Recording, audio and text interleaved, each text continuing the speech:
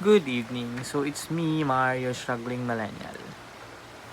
So out of the topic yung ipopost ko. So ano lang ako ng mga thoughts siguro um, or ako lang ba yung nakakaramdam ng ganun.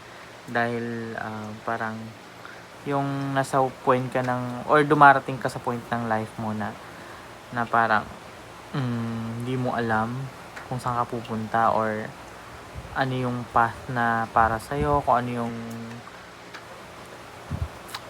kung saan ka ba talaga, yun.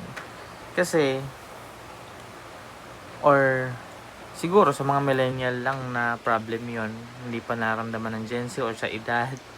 Nagkakaalaman tayo sa edad dito, so siguro yun. So, kasi meron akong kilala, like, hindi naman siya mahirap, hindi din naman siya struggling pagdating sa career niya kasi ano siya kung saan siya I mean, hindi mahirap sa kanyang kumuha ng magandang career, ganon yung pinaka magandang ano doon. Pero meron din siyang may time or meron parang nasa point siya ng buhay niya na hindi niya parang may hinahanap siya na hindi pa niya makita or parang nag-struggle siya pagdating sa career niya. Kumbaga hindi pa siya contented sa career na tinatahak niya, o hindi pa niya alam kung ano yung career na para talaga sa kanya. Ayun. So, ganun din naman sa akin. Or akala ko ako lang kasi ako lang naghihirap no?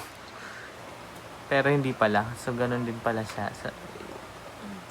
Kasama, isa din siya sa mga millennials, pero kung iisipin mo, hindi naman talaga siya naghihirap kasi meron siya. Pero may ganun siyang pakiramdam. Nakakaroon siya ng ganun. So, hindi porket may pera ka or